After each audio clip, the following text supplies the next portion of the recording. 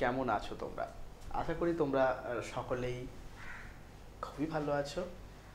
তো আমরা easy to learning স্কুলের পক্ষ থেকে আমাদের যে চ্যানেল, সেখান থেকে তোমাদের এতদিন যাবৎ ফ্রিতে পুরো কেমিস্ট্রির একটা চ্যাপ্টার আমরা প্রায় কমপ্লিটের দোরগোড়ায় এসে দাঁড়িয়েছি। তো পুরো চ্যাপ্টারটা তোমরা আশা করি পড়লে। তোমরা কতটা বুঝেছো সেগুলো তোমরা কমেন্ট বক্সে তোমাদের দু একজনের কমেন্ট আমরা দেখি, যেগুলোতে আমরা অনুপ্রাণিত হই। আশা করি তোমরা ভবিষ্যতে আরও অনেকে তোমাদের অসুবিধা সুবিধা সব কিছুই নিয়ে আমাদের জানাবে। আমরা সেই মতো আমাদের সাধ্যমতো স্টেপ আমরা নেব। তো চলো, আগের যে ভিডিওতে আমি বলেছিলাম এই ভিডিওটা আমরা দুটো পার্টে করব। হ্যালো অ্যারিনের ভৌত ধর্মগুলো আমরা অলরেডি ডিসকাস করেছি। এই ভিডিওতে আমরা হ্যালো অ্যারিনের আমরা রাসায়নিক ধর্ম সম্পর্কে বলবো। তাই এই চ্যাপ্টারটার হেডিং এভাবেই আমরা দিতে পারি, দ্য কেমিক্যাল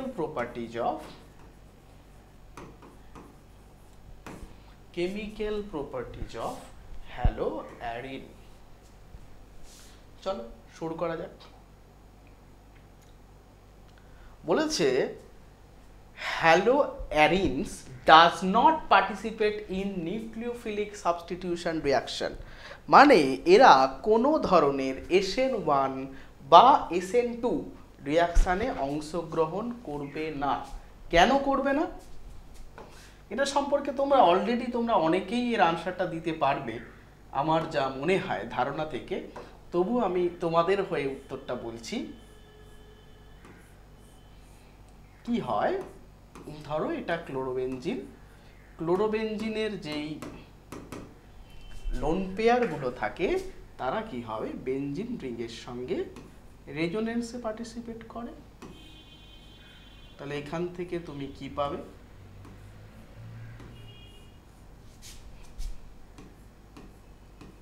Cl, এখানে একটা প্লাস চার্জ সৃষ্টি হবে, নেগেটিভ চার্জ। আবার এই নেগেটিভ চার্জ কি করবে, রেজোনেন্স করবে, করে কি তৈরি করবে,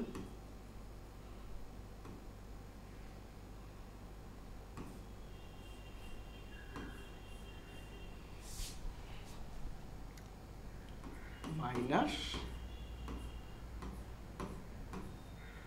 Cl প্লাস। নেক্সট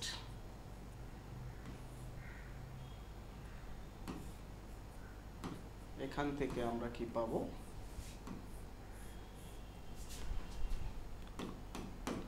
মাইনাস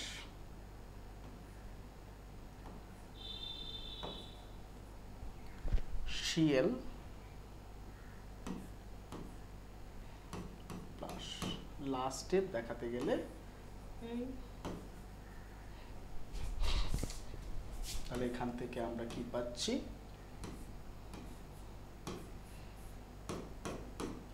তাহলে এর রেজোনেটিং স্ট্রাকচার বা ক্যানোনিক্যাল স্ট্রাকচার দেখলে আমরা দেখতে পাবো CCl বন্ড, মানে যেই বন্ডটা ক্লিভেজ হওয়ার কথা সেই বন্ডটাই ডবল বন্ড লাভ করছে। মানে কার্বন এবং ক্লোরিন বন্ডটা ডবল বন্ড ক্যারেক্টার লাভ করেছে। যেহেতু এটা ডবল বন্ড ক্যারেক্টার লাভ করেছে, তাই জন্য এই বন্ডগুলো কি হবে, সহজে ব্রেক করা সম্ভব হয় না। তাই জন্য এরা নিউক্লিওফিলিক সাবস্টিটিউশন রিয়াকশানে অংশগ্রহণ করে না। দেখো এখানে একটাই ছোট্ট করে লিখে দিয়েছিলাম, due to the resonance effect. তো রেজোনেন্সের জন্য কি হচ্ছে, এরা ডবল বন্ড ক্যারেক্টার লাভ করছে। তাই জন্য এখানে ছায়াতে আরেকটা পয়েন্টও তোমাদের বলেছে, যেটা তোমাদের জেনে রাখা উচিত। দেখো অ্যালকিন হ্যালাইডে যে CX বন্ড আছে, মানে হ্যালোজেন এবং কার্বন বন্ড, সেটা কি sp3 হাইব্রিডাইজড। মানে তোমরা যদি মিথাইল ক্লোরাইড নাও, মিথাইল ক্লোরাইডের ক্ষেত্রে এই যে কার্বনটা কি CsP3 না, তাহলে sp3 হ্যালোজেন বন্ড আছে।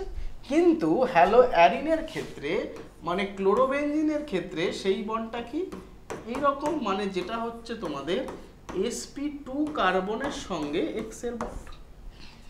বুঝতে পারলে? দেখো, কিন্তু অ্যারাইল হ্যালাইডের ক্ষেত্রে sp2 সংকরায়িত। যেহেতু এস ক্যারেক্টার অধিক, মানে এই যে sp2 হাইব্রিডাইজ তার এস পার্সেন্টেজ কত, sp3 মানে কত আছে দেখো, এক তিনটের মধ্যে একটা এস, তাই তো,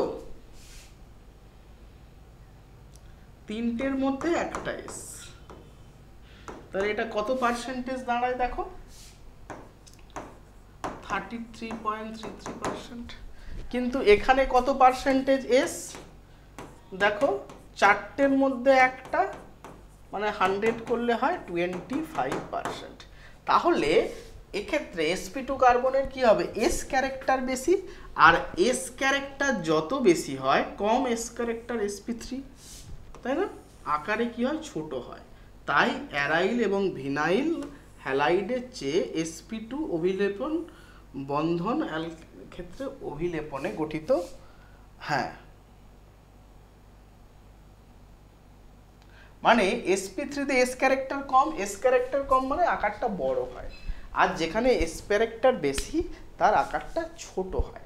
তাই জন্য কি হয়, এখানে যে অভিলেপনটা হয় sp2-র সঙ্গে x এর, সেইটা অনেকটা স্ট্রং হয়। স্ট্রং হয়, স্ট্রং হলে অবশ্যই কি হবে, লেস হবে, লেস লেন্থ হবে, ছোট হবে। তাই জন্য এটাকে ভাঙা সহজ হয় না, তাই জন্য এরা কি হয়, SN1 SN2 তে অংশগ্রহণ করে না। তাহলে দুটো পয়েন্ট জানা গেল। প্রথম পয়েন্টটা কি না, এই যে রেজোনেন্স এফেক্টের জন্য সিসিএল বন্ড কি করছে না, পার্সিয়ালি ডবল বন্ড ক্যারেক্টার লাভ করছে। যেহেতু পার্সিয়ালি ডবল বন্ড ক্যারেক্টার লাভ করছে, তাহলে আমরা বলতে পারি এই বন্ডগুলোকে স্ট্রং হয় এবং সেগুলোকে ভাঙা অনেক কষ্টকর। দ্বিতীয় কথা, শঙ্করায়ন থেকে বলেছে যে যদি আমরা মিথাইল ক্লোরাইড ব্রোমাইড নিতাম তাহলে কি হতো, সেক্ষেত্রে sp3 হাইব্রিডাইজড, তার এস ক্যারেক্টার কত, 25%, কিন্তু হ্যালো অ্যারিনের ক্ষেত্রে কার্বনের এস ক্যারেক্টার কত, sp2 হাইব্রিডাইজ, তার মানে 33.33%। তাহলে এক্ষেত্রে আমাদের এস ক্যারেক্টার তুলনামূলকভাবে বেশি। যদি এস ক্যারেক্টার বেশি হয় তাহলে অরবিটালগুলো সাইজ কি হয়, ছোট হয়, মানে এস ক্যারেক্টার নিউক্লিয়াসের কাছাকাছি থাকে, ছোট থাকে। তাই জন্য কি হয়, এদের যে অভিলেপনটা কি হয়, অনেকটা ভালো হয়, ঠিক আছে, তাই জন্য বন্ধন দৈর্ঘ্য ছোট হয়। নেক্সট, তাহলে কি এরা রিয়াকশন করে না, অবশ্যই রিয়াকশন করে। আমরা একটু আগেই দেখলাম যে এরা SN2 SN1 এ অংশগ্রহণ করে না। তাহলে এরা যে রিয়াকশানগুলো করে এরা কিভাবে করবে, এবং এরা এমনিতে খুব কম সক্রিয় হয়, মানে লেস রিয়াক্টিভ। তাহলে লেস রিয়াক্টিভ মানে হাইলি স্টেবিল।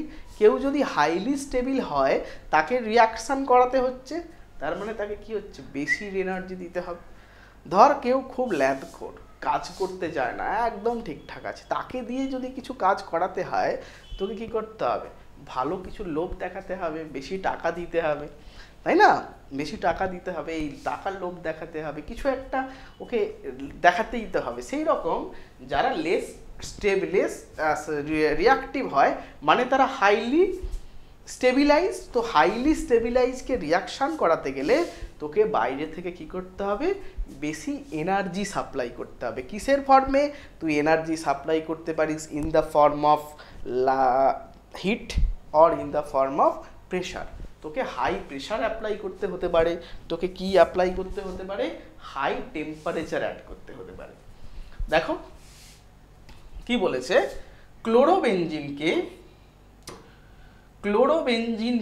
350 ডিগ্রি সেলসিয়াস, প্রথমেই যেটা বললাম, দেখ টেম্পারেচার কত, 350, এবং দেখো 300 ATM প্রেশার, মানে 300 ATM, বুঝতে পারছিস কতটা হাই প্রেশার দিয়েছে, ঠিক আছে। এই চাপে সোডিয়াম হাইড্রোক্সাইডের দ্রবণ, যেটা আবার 6 থেকে 8%, উত্তপ্ত করলে কি হয়, সোডিয়াম ফেনক্সাইড উৎপন্ন হয়।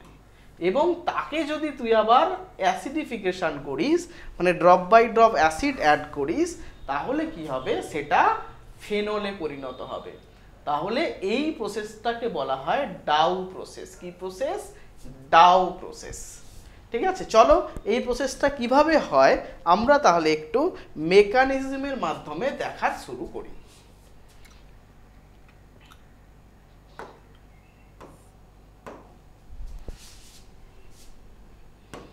আচ্ছা,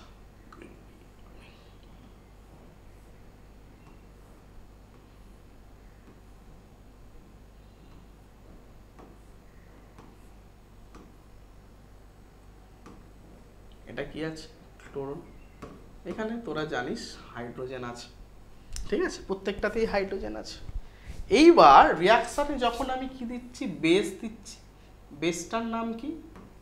NaOH। সেখান থেকে কি আসবে? OH। সে কি করবে না, সে এই এইচটাকে নিয়ে নেবে, নিয়ে এই বন্ডটা কি করবে, মানে জল বেরিয়ে গেল, বাকি এই এইচ এইখানে কি করবে, একটা ট্রিপল বন্ড ফর্ম করবে এবং ক্লোরিনটা বেরিয়ে যাবে। তাহলে কি তৈরি হলো দেখো, এখান থেকে তৈরি হবে যেটা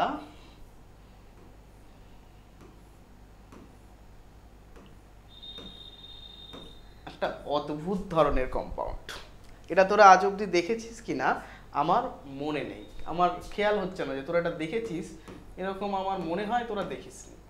এটার নাম বেনজাইন। তাহলে রিয়াকশানটা কিভাবে হয় না, রিয়াকশানটা হয় বেনজাইন ইন্টারমিডিয়েট ফর্মের মাধ্যমে, যেটা হাইলি রিয়াক্টিভ। এটা কি হয়? হাইলি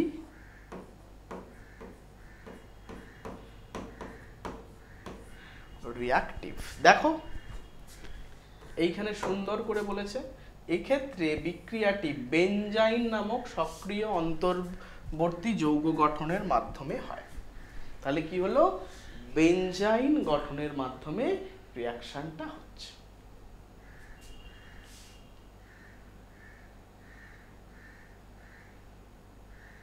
ঠিক আছে, এটুকুতে কোনো ডাউট আছে?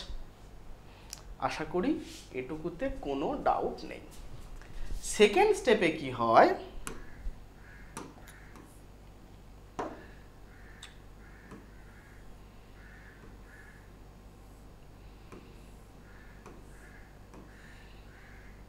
ধর এরকম একটা বেনজাইন তৈরি হয়েছে, আমি এটা ঘুরিয়ে লিখলাম, আর কিছুই নয়, তুই তোর মতো করে ঘুরিয়ে লিখতে পারিস, ওপরে ছিল আমি এইদিকে নিয়ে এলাম। এবার সেখানে মিডিয়ামে তো আরো কি আছে বলো, OH মাইনাস আছে,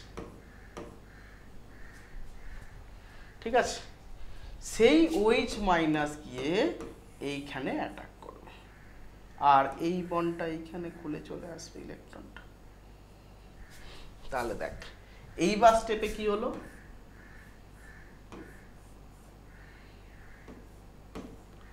OH এইখানে নেগেটিভ চার্জ, তাই না? এই নেগেটিভ চার্জটা যে জল তৈরি হয়েছিল না,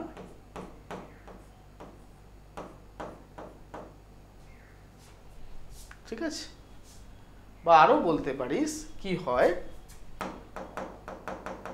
আরো ভালো করে বলতে গেলে কি হয়, এই যে নেগেটিভ চার্জটা সে কি করে, এই হাইড্রোজেনটাকে নিয়ে নেয়, নিয়ে কারণ আমরা জানি অক্সিজেনের মাথায় নেগেটিভ চার্জ টেবিল, কারণ অক্সিজেন ইলেকট্রোনেগেটিভ অ্যাটম, তাহলে তৈরি হয় O মাইনাস, আর এইখানে হাইড্রোজেন চলে এলো।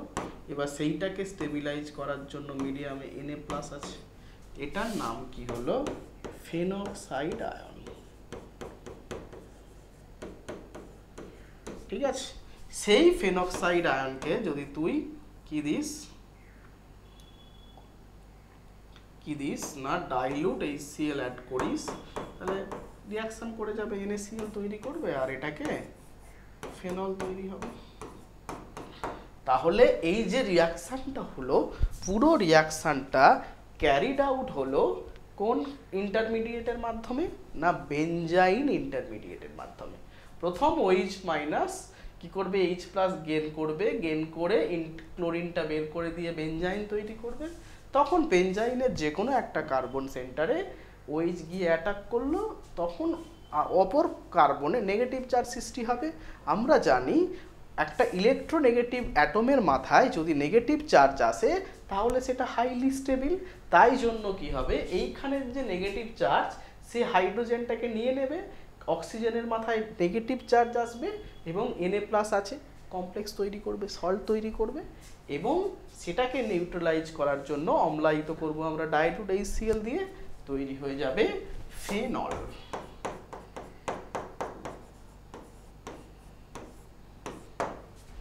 ঠিক আছে, এইবার এই প্রসেসটাই, এটা এখান থেকে বছর WBJEতে কোশ্চেন এসেছিল। কি এসেছিল, এই প্রসেসটাকেই যদি আমি আস্তে আস্তে এই যে ক্লোরোবেনজিনগুলো ছিল তার সঙ্গে যদি কোনো নাইট্রো গ্রুপ অথবা প্যারা পজিশনে অ্যাড করি, তখন দেখো যেই প্রসেসটার আমার প্রেশার কত লেগেছিল 300 ATM, টেম্পারেচার কত লেগেছিল দেখো 350, তখন সেটাকেই আমার 170 ডিগ্রিতে করলে হয়ে যাচ্ছে। কেন হচ্ছে, কারণ এই যে প্রসেসটা তখন হচ্ছে তখন কিন্তু আর বেনজাইন আয়ন ফর্মের মাধ্যমে রিয়াকশানটা হচ্ছে না, সেইটা আমরা দেখব। দেখো তখন বিক্রিয়াটা কি হয়, এই যে গ্রুপটা আছে মানে ধরো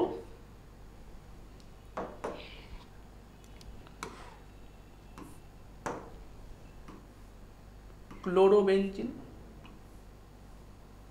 তার নাইট্রো পজিশনে কি আছে, তার প্যারা পজিশনে আছে একটা নাইট্রো গ্রুপ। যেটা কি গ্রুপ, আমরা জানি নাইট্রো গ্রুপ হচ্ছে একটা ইলেকট্রন উইথড্রয়িং গ্রুপ। তারা কি করে, ইলেকট্রনকে টেনে নেয়।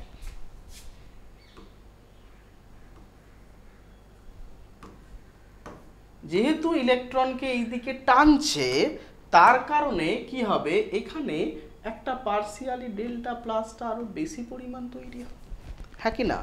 আগে Cl এমনি টানছিল, এখন NO2 ওকে আরো টানছে, তাহলে ওখানে কি হচ্ছে, পজিটিভ চার্জ সৃষ্টি হচ্ছে। কি সৃষ্টি হচ্ছে বলো, পজিটিভ চার্জ। তখন এই যে এবার যদি তুমি OH- দাও, তখন OH- খুব সুন্দর করে একে অ্যাটাক করতে পারবে। এই পাই বন্ডটা তখন খুলে যাবে। দেখো কি ফর্ম হলো,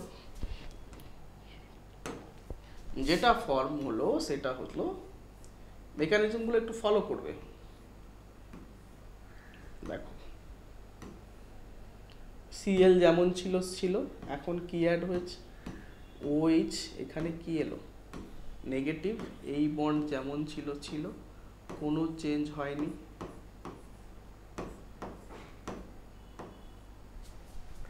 এইবার এই যে O-, এই যে ইন্টারমিডিয়েট কার্বো অ্যানায়ন তৈরি হলো, সেটা কি করবে, রেজোনেন্সে পার্টিসিপেট করবে। এই দেখো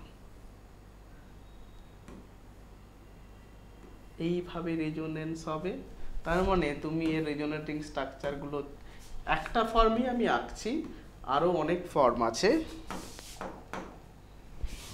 আমি তোমাদের একটা ফর্মই দেখাবো।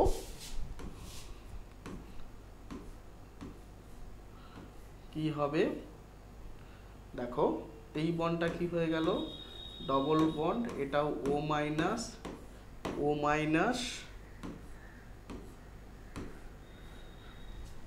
বলো কি হয়ে গেল এখানে, OHCl। তাহলে এটা কি একটা রেজোনেন্স স্টেবিলাইজ ইন্টারমিডিয়েট। আরো অনেকগুলো তুমি রেজোনেটিং স্ট্রাকচার দেখতে পাবে, তাই না? এগুলো কি হচ্ছে না, দেখো এখানে লেখা আছে resonance stabilised কার্বো anion.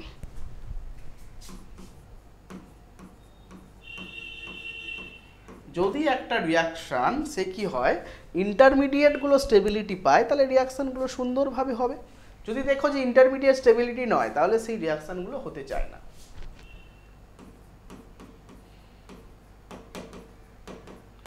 Stabilised, stable কার্বো anion হয়ে গেল।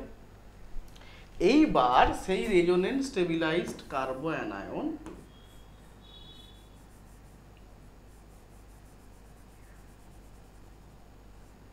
ঠিক আছে, সে কি করবে, ভেরি নেক্সট স্টেপে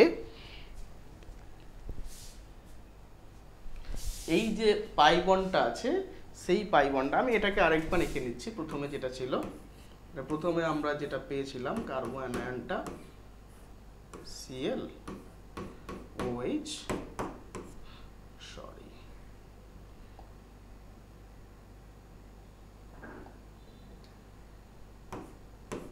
এইখানে পেয়েছিলাম NO2, ঠিক আছে। এইবার এটা এখানে ব্যাক করবে, এই পাই ওয়ানটা খুলে যাবে, মানে এটা হচ্ছে তোমার সেকেন্ড স্টেপ, যেটা হচ্ছে ফার্স্ট। তার মানে প্রথম স্টেপটা RDS, তাহলে প্রোডাক্ট কি হয়ে যাবে, প্রোডাক্ট হয়ে যাবে NO2 প্লাস OH, যার নাম প্যারানাইট্রোফেনল। কি বলো, প্যারানাইট্রোফেনল। তাহলে যেই রিয়াকশানটা এতক্ষণ কি হচ্ছিল বলো, যেই রিয়াকশানটা এতক্ষণ আমাদের খুব বেশি রিয়াক্টিভ ছিল না, আমাদের বাইরে থেকে হাই অ্যাক্টিভেশন এনার্জি সাপ্লাই করতে হচ্ছিল, জাস্ট একটা NO2 গ্রুপ অ্যাড করে দেওয়ার ফলে কি হলো, রিয়াকশানটা ভেরি ফাস্ট হয়ে গেল, ঠিক আছে। খুব সুন্দর রিয়াকশানটা তখন ঘটবে। ধরো তোমাকে আমি এটা দিলাম, বললাম অর্থোনাইট্রো আছে,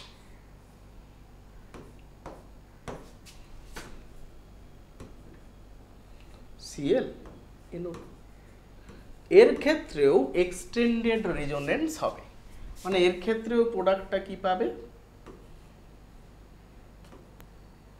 আচ্ছা Cl2 তো ছিল না, ছিল আমাদের NaOH, প্রোডাক্ট কি হবে আমাদের বলো, এখানে হবে OH, এখানে হবে NO2। এইবার যদি মেটা থাকতো একই হতো। এবার তোমাদের প্রশ্ন আসে, Cl ধরো দুটো NO2 দিলাম, যেটা এবারে WBJতে এসেছিল, এবার ধরো তিনটে NO2 দিলাম,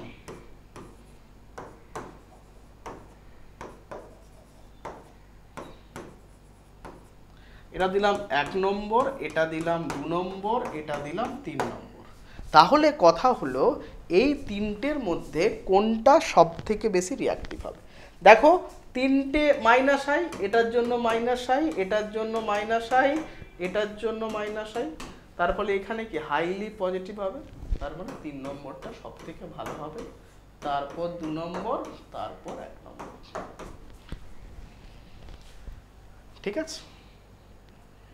এবার ধরো মেটা অর্থ, ঠিক আছে, ওটা আমরা কোশ্চেন আলোচনার সময় করব। চলো নেক্সট দেখো, একইভাবে আমরা যদি CuCN পিরিডিন দ্বারা রিয়াকশন করি DMF এর উপস্থিতিতে, পিরিডিন বা DMF ইন্ডিকেটরের সাহায্যে, ইন্ডিকেটর বলছি, সলভেন্টে যদি রিয়াকশনটা করি তাহলে কি হবে, বিয়ারের জায়গায় সায়ানাইড আসবে, একই ব্যাপার। দেখো হাই টেম্পারেচার লাগছে, তাই না, কোনো অসুবিধা নেই।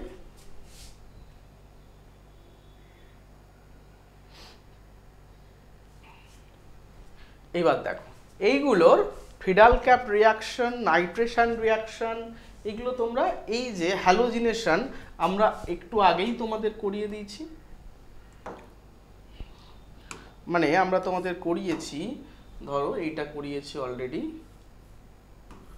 ধরো ক্লোরিন, ক্লোরোবেনজিন, তাকে তুমি আবার দিলে FeCl, আর কি দিলে Cl2, তাহলে কি হবে, দুটো প্রোডাক্ট হবে।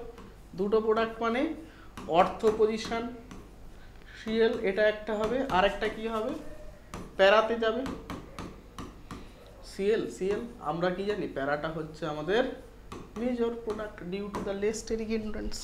সিমিলারলি ভাবে যদি আমরা নাইট্রেশন করি, নাইট্রেশন মানে কি, নাইট্রেশন মানে অ্যাড করা থাকে concentrated HNO3 plus concentrated sulphuric acid, temperature দাও 150 থেকে 100 ডিগ্রি সেলসিয়াস, দিলে কি হবে, দিলে একইভাবে অর্থো নাইট্রো প্যারানাইট্রো হবে। Cl NO2 major, Cl NO2 minor. Next স্টেপটা কি? নেক্সট স্টেপ যে রিয়াকশন আছে সেটা হচ্ছে তোমাদের ফ্রিডাল ক্যাপ রিয়াকশন। ফ্রিডাল ক্যাপ তোমরা সবাই জানো, কি লাগে? CH3Cl প্লাস হচ্ছে AlCl3। তাহলে কি হবে? মেজরটাই আমি লিখছি, CH3 অ্যাড হবে Cl। খুব সুন্দরভাবেই বলা আছে। ফ্রিডাল ক্যাপ রিয়াকশন, ফ্রিডাল ক্যাপ অ্যাসাইলেশন, এগুলো আমি আরেকবার তোমাদের করিয়ে দিচ্ছি। ফ্রিডাল ক্যাপ অ্যাসাইলেশনের ক্ষেত্রে কি হবে?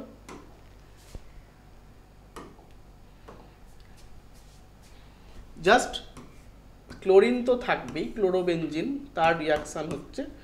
তাহলে এক্ষেত্রে কি লাগবে না CH3COCl অ্যাসাইলেশন করব। AlCl3 যেমন আছে অনাদ্র, এটা তো দিতেই হবে। দিলে তাহলে প্রোডাক্ট কি হবে বলো? এখানে হবে Cl, এগুলো সব তোমরা 11-এ পড়েছো, COCH3। এইবার যেটা তোমাদের মেন রিয়াকশন সেটা হচ্ছে ফিটিক রিয়াকশন বা ফিটিক। তোমরা হ্যালো অ্যালকেনের লাস্ট যে পার্ট 3 আমরা পড়িয়েছিলাম সেখানে দেখবে তোমাদের ছিল উডস রিয়াকশন। উডসের মতোই ফিটিক রিয়াকশনটা। কীরকম রিয়াকশন হয়?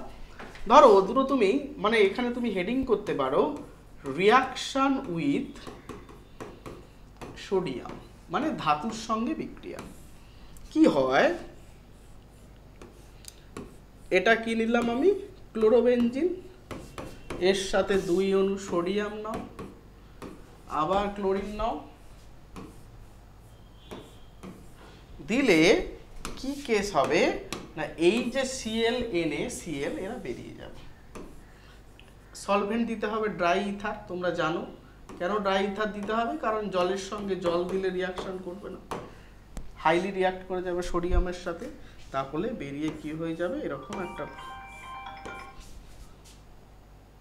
প্রোডাক্ট তুমি পাবে, যেটাকে আমি বলবো বাইফিনাইল। কি বলবো? বাইফিনাইল। এই রিয়াকশনটার নাম হচ্ছে ফিটিক রিয়াকশন। কি রিয়াকশন? ফিটিক, TTIG, ফিটিক reaction. তোমরা উডস রিয়াকশন পড়েছিলে। উডস রিয়াকশনে কি ছিল? দুটো অ্যালকাইল গ্রুপ ছিল, দুটো হ্যালো অ্যালকেন ছিল, 2N এর সঙ্গে রিয়াকশন করেছি। আবার এটাই দাও, ইথার যা আছে সেগুলো দিলে কি হতো? CH3, যেটার নাম কি বলো? যেটার নাম হচ্ছে আমাদের অ্যালকেন প্রিপারেশন হয়েছিল। আর এই রিয়াকশনটাকে আমরা জেনেছিলাম উডস রিয়াকশন। এবার সিমিলারলি যদি একটা অ্যারোমেটিক নাও, Cl, Na ইউজ করো, আর একটা অ্যালিফেটিক নাও, তখন কি হবে? দুটো একসঙ্গে দেখো, একটা অ্যারোমেটিক, আমাদের কাজ কি? NaCl দুটো বের করে দেওয়া।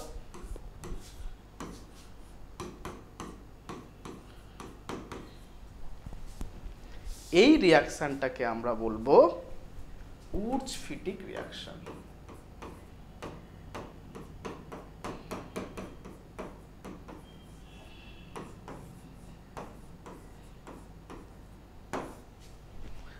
একবার দেখো দেখো তোমরা এটা বুঝতে পারছো কিনা।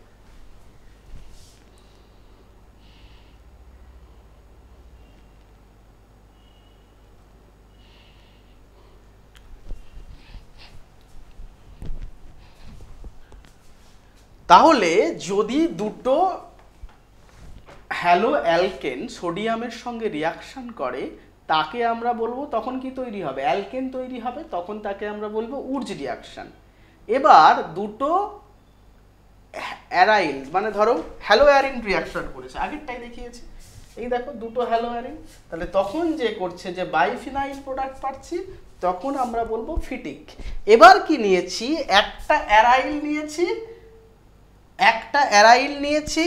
এটা অ্যারাইল, আরেকটা কি নিয়েছি? অ্যালকাইল নিয়েছি, তাহলে মিক্সড প্রোডাক্ট পাবো। তখন সেই রিয়াকশনেরও নাম হবে উডস ফিটিক রিয়াকশন। কি হবে? Woods and ফিটিক reaction.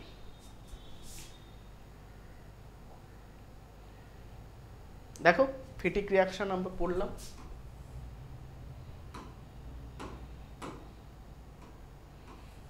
ফিটিক রিয়াকশন,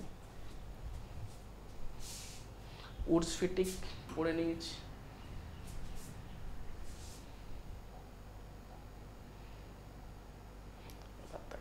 এই একই বাইফিনাইল প্রসেসটা আমরা যদি আয়োডোবেনজিনের ক্ষেত্রে, কার ক্ষেত্রে না আয়োডোবেনজিন, সেটা কিন্তু সোডিয়ামের প্রেজেন্সে ভালো হয় না।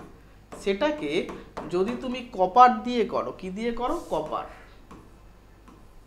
2 কপার দিয়ে যদি হিট করো তাহলেও তুমি কিন্তু একইভাবে বাইফিনাইল পাবে, যেটাও কিন্তু একটা নেম রিয়াকশন, যেই রিয়াকশনটার নাম হলো,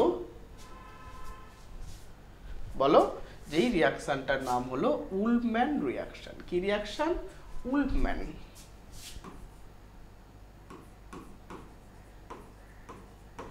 উলম্যান রিয়াকশন। কি দিয়ে রিয়াকশনটা হচ্ছে? Copper with iodobenzene. বোঝা গেল? বাকি যে কটা রিয়াকশন আছে তুমি খুব ভালো করেই জানো। বলছি গিগনাট রিয়েজেন্টের রিয়াকশন। গিগনাট কি বলো? গিগনাট, গ্রিকনাট মানে ব্রোমোবেনজিন আছে ধরো, তাতে তোমাকে দিয়ে দিল এমজি। এমজি দিলে কি হবে? ইথার দিতে হবে। এক্ষেত্রে যেটা ইথারটা ইউজ করা হয় ট্রাইহাইড্রোফিউরান, দেখতে এরকম, টেট্রাহাইড্রোফিউরান, ঠিক আছে, টিএইচএফ ইউজ করলে কি হয়? Phenyl magnesium bromide, MgBr। এবার অ্যাড করো। এবার এর রিয়াকশন তো তোমার সব জানা আছে, এখানে তুমি জল অ্যাড করো, এখানে তুমি কার্বন ডাই অক্সাইড অ্যাড করো, এখানে তুমি HCHO অ্যাড করো। এই সবগুলো তোমাদের কিন্তু হ্যালো অ্যালকিনের ক্ষেত্রে করানো হয়েছে, হ্যালো অ্যালকেনের ক্ষেত্রে করানো হয়েছিল। সেই সিমিলার হবে, এটা তোমাদের হোমওয়ার্ক থাকলো। নেক্সট, হ্যালো অ্যালকিনের মোটামুটি যাবতীয় যা রিয়াকশান ছিল তা আমরা পড়ে ফেলেছি। এখন আমাদের যেটা করতে হবে সেটা হচ্ছে কিছু মুখস্থের জিনিস আছে, মানে একটু পড়তে হবে এমসিকিউর জন্য, মানে বিভিন্ন ডাইক্লোরো কমপ্লেক্সগুলো সম্পর্কে আমাদের জানতে হবে। যেমন ধরো মিথাইল, এটার নাম কি বলতো? CH4। সেখান থেকে যদি একটা ক্লোরিন অ্যাড করো তাহলে কি হবে? CH3Cl, methyl chloride. আবার একটা ক্লোরিন অ্যাড করো হাইড্রোজেনের পরিবর্তে, CH2Cl, এটার নাম কি? Methylene chloride. কি? Methylene chloride. আবার একটা অ্যাড করো হাইড্রোজেনের পরিবর্তে, এটার নাম কি হবে? ক্লোরোফর্ম। আর লাস্ট ওয়ান দেখো কি বলি? CCl4, এটার নাম হবে কার্বন টেট্রাক্লোরাইড। কি নাম? Carbon tetrachloride. এদের বিভিন্ন ইউজ তোমাদের পড়তে হবে। যেমন তোমার প্রথমেই আমি শুরু করি মিথিলিন ক্লোরাইড দিয়ে, সেটার নাম কি? বা ডাইক্লোরোমিথেন বা মিথিলিন ক্লোরাইড। সেটা কি? রং অপসারণের কাজে, ওষুধ শিল্পে এবং ধাতু পরিষ্কার প্রভৃতি কাজে ব্যবহার করা হয়। এরোসল পাত্রে ব্যবহার করা হয়, সুগন্ধির বোতলে স্প্রে করা হয়। এগুলো শারীরবৃত্তীয় প্রক্রিয়া কি না, এইগুলো কি হয়? শরীরে যদি প্রবেশ করে বিপাক ক্রিয়ার মাধ্যমে কার্বন মনোক্সাইডে পরিণত হয়। মানে এই মিথিলিন ক্লোরাইড যদি আমাদের শরীরে যায় তাহলে কি হবে?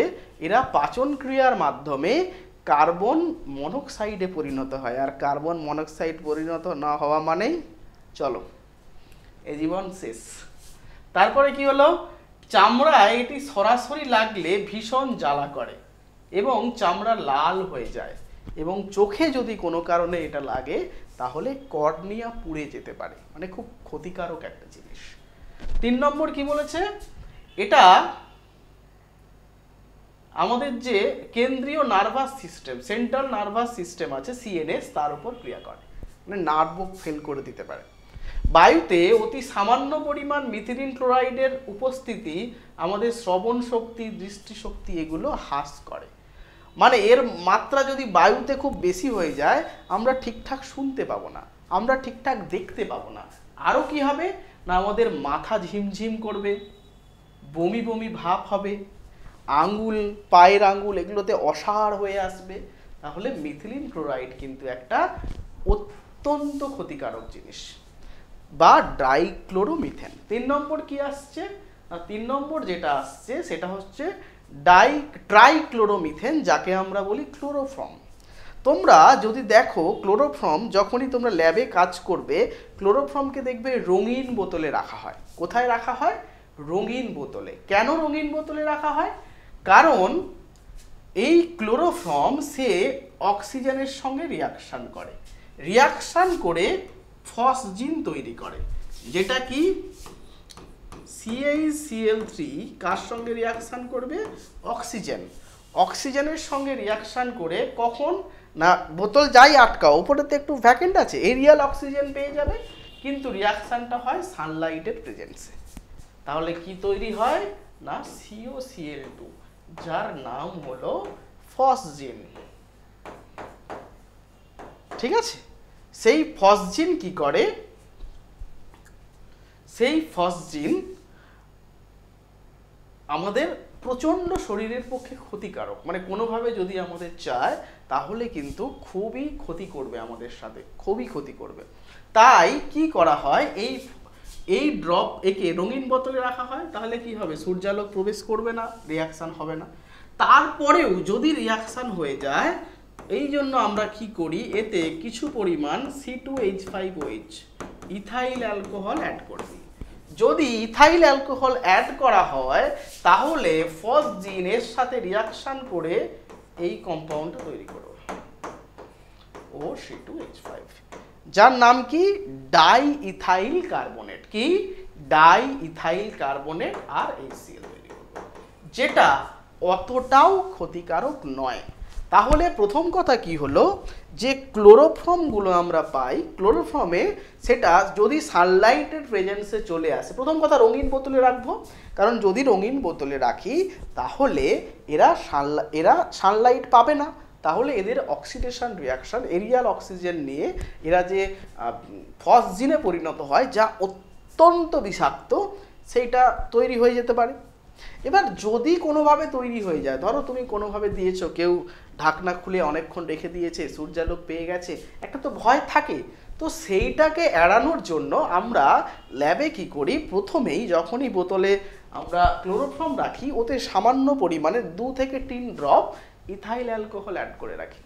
কি হয় না, ইথাইল অ্যালকোহল ওই যদি ফসজিন কোনো কারণে তৈরি হয়ে যায়, তার সঙ্গে কি হবে, রিয়াকশান করবে, রিয়াকশান করে তৈরি করবে ডাই ইথাইল কার্বনেট, যা কিন্তু অতটাও ক্ষতিকারক নয়। এছাড়াও ক্লোরোফর্মের এবারে দু একটা কাজ বলি। ক্লোরোফর্ম হচ্ছে, তোমরা ক্লাস 11 থেকে খুব মন দিয়ে এটা পড়েছো, অ্যাসিটিলিন তৈরি করতে কাজে লাগে। কীরকম? CH-Cl3 প্লাস যদি একে Ag চূর্ণর সাথে দিয়ে হিট করো, তৈরি হবে HC triple bond CH plus 6Ag। এই রিয়াকশানটা মনে রাখবে। কি হয়, এই দেখো ক্লোরোবেনজিন থেকে অ্যাসিটিলিন, মানে ক্লোরোফর্ম থেকে অ্যাসিটিলিন তৈরির রিয়াকশান, খুব ইম্পর্টেন্ট। এবার এর কিছু কাজ যেটা আমাদের একটু মুখস্থ করতে হবে। কি না, শিল্পক্ষেত্রে তেল, চর্বি, রাবার, রেজিন ইত্যাদি তৈরি করতে লাগে। বর্তমানে হিমায়ক যেমন হচ্ছে R20, ফ্রেয়ন ইত্যাদিতে বেশি পরিমাণে এটা ব্যবহৃত হয়। ক্লোরোফর্ম আমাদের কি করে? ক্লোরোফর্ম কিন্তু আমাদের অজ্ঞান করতে সাহায্য করে, যেটা তোমরা জানো। আর ক্লোরোফর্মের যেটা আরেকটা কাজ আছে, সেইটা হচ্ছে তোমার ক্লোরোফর্ম আমাদের দীর্ঘক্ষণ যদি আমরা ক্লোরোফর্ম নিতে থাকি তাহলে কিডনি এবং লিভার এগুলো নষ্ট হয়ে যাওয়ার সম্ভাবনা থাকে। ঠিক আছে, আয়োডোফর্ম একইভাবে ক্লোরোফর্ম যেই রিয়াকশানটা করে, আয়োডোফর্মও সেই রিয়াকশানটা করে। আয়োডোফর্মের কাজ কি? এরা হচ্ছে বিজারিত হয়ে মুক্ত আয়োডিন উৎপন্ন করতে পারে। ঠিক আছে, তাই হচ্ছে অ্যান্টিসেপটিক হিসেবে ড্রেস করার জন্য এটা ব্যবহার করা হয়, কিন্তু এর গন্ধ খুব খারাপ, তাই জন্য আমরা আয়োডিনই ব্যবহার করি। ঠিক আছে, মোটামুটি বোঝা গেল। এবার হচ্ছে কার্বন টেট্রাক্লোরাইড CCl4, জানোই তো এটা কি হিমায়ক উৎপাদনে, এরোসলের চালকে, ফ্রেয়ন তৈরিতে ব্যবহার করা হয়, এছাড়াও বিভিন্ন মাঝামাঝি সময়ে শিল্প যন্ত্রপাতি তৈরিতেও এর ব্যবহার দেখা গেছে। ঠিক আছে, সরি। নেক্সট একদম লাস্ট টপিক, সেটা হচ্ছে ফ্রেয়ন। ফ্রেয়ন মানে কি? Chlorofluoro complex. এই রিয়াকশানগুলো ঘটানোর জন্য, এটা প্রচুরবার পরীক্ষায় এসছে, দেখো সোয়ার্স রিয়াকশান তোমরা প্রথমেই পড়েছিলে। সোয়ার্স রিয়াকশান কি দিয়ে করা হয়? SbCl5 বা SbF3, Hg2F2 এইগুলো দিয়ে করা হয়। ঠিক আছে, এই রিয়াকশানগুলো করার ক্ষেত্রে ফ্রেয়নস মানে ক্লোরোফ্লুরোকার্বন CFC, যেটা হচ্ছে আমাদের এতে পাওয়া যায় রেফ্রিজারেটরে, এই গ্যাসগুলো কিন্তু ওজোন লেয়ারকে ধ্বংস করে দেয়। তাহলে CCl4 কে যদি তুমি Hg2F2 দিয়ে রিয়াকশন করো, কি পাবে? CCl2F2। এটাকে বলা হয় সোয়ার্স রিয়াকশন। সোয়ার্স রিয়াকশন তোমরা আগেই পড়েছো। তাহলে সোয়ার্স রিয়াকশনের মাধ্যমে আমরা ফ্রেয়নস তৈরি করতে পারবো। ঠিক আছে, এর কাজ কি? এর ক্ষতিকারক প্রভাব হচ্ছে আমাদের ওজোন লেয়ারকে ধ্বংস করে দেয়। এইবার লাস্ট যেটা তোমাদের পড়তে হবে সেটা হচ্ছে DDT। DDTর প্রিপারেশন, এটা খুবই ইম্পর্টেন্ট। DDT এটা দরকার নেই, DDT প্রিপারেশনটাই যেটা তোমাদের মেন রিয়েজেন্টটা লাগে। আমরা তোমাকে রিয়াকশানটা লেখার মতো করে শিখিয়ে দিচ্ছি কিভাবে তুমি লিখতে পারবে। রিয়াকশানটা আমরা এইভাবে লিখবো, দেখো কি নেব? ক্লোরোবেনজিন। কি লাগে? ক্লোরোবেনজিন। ক্লোরোবেনজিন দেখতে কেমন?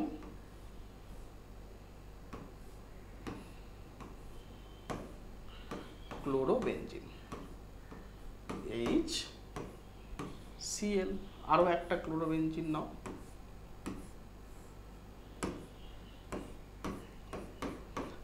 HCl। এবার এ রিয়াকশন করে কার সঙ্গে? ক্লোরাল। কার সঙ্গে? ক্লোরাল, CHCCl3। এবার এই দুটোকে যদি জলাকর্ষী, তীব্র জলাকর্ষী সালফিউরিক অ্যাসিডের সঙ্গে মেশাও, এতে দিয়ে দাও কনসেন্ট্রেটেড সালফিউরিক অ্যাসিড এবং হিট দাও, তখন কি হবে? এখান থেকে জলটা বের করে নেবে। তাহলে জল বের করে নিলে বাকিটা কি পড়ে থাকবে? দেখো বাকিটা পড়ে থাকবে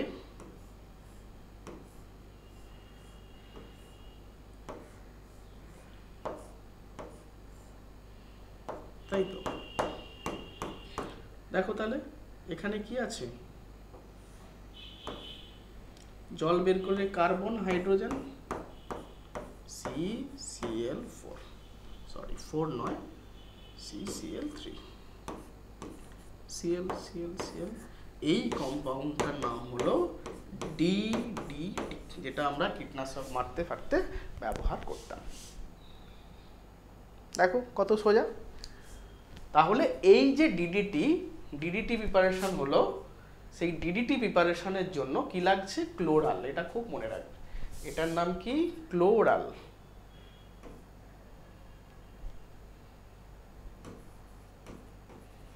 ক্লোরাল বাংলায় লিখলে হয় ক্লোরাল, কোরাল নয়, ক্লোরাল। ঠিক আছে, ক্লোরাল। DDT প্রিপারেশন হলো, এটাই একদম লাস্ট হ্যালো অ্যালকেন চ্যাপ্টার। তাহলে এর কাজ কি?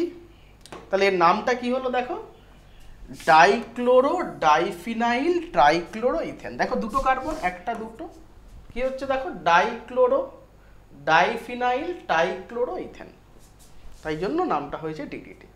এবার এটা কি কাজে লাগে? এটা কীটনাশক, এগুলো বিভিন্ন নোংরা জাতীয় জিনিসকে ধ্বংস করতে লাগে। ঠিক আছে, ম্যালেরিয়া যেখানে হয় সেখানে DDT খুব ব্যবহার করা হয়। এবার এর পরিবেশগত প্রভাব কি না? এইগুলো যদি পরিবেশে বারবার মাটিতে মিশতে থাকে তাহলে মাটির যে কার্যকরী ক্ষমতা হ্রাস পেতে থাকে, সেই মাটি থেকে জলে যেতে পারে, জল দূষণ হবে, ঠিক আছে। তারপর জল থেকে শরীরে গিয়ে জলজ প্রাণীর নষ্ট করবে, মানব শরীরেরও ক্ষতি করবে। তাহলে এই গেল তোমাদের পুরোপুরি হ্যালো অ্যালকেন চ্যাপ্টার।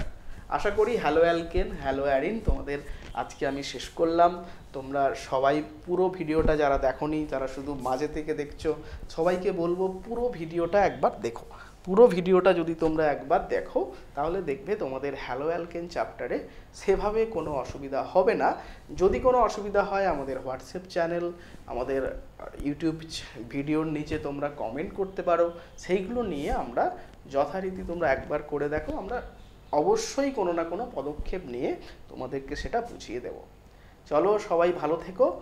আর নেক্সট একটা ভিডিও হয়তো হ্যালো অ্যালকেনের আমি কিছু কোশ্চেন আনসার আলোচনা করব। সেই কোশ্চেন আনসার আলোচনা করার পরেই আমরা সরাসরি চলে যাব আমাদের লাস্ট মানে একদম প্রথম চ্যাপ্টার তোমাদের যেটা আছে লিকুইড স্টেট মানে সলিউশন চ্যাপ্টারের। চলো সবাই ভালো থেকো, অনেক ভালো থেকো, নমস্কার।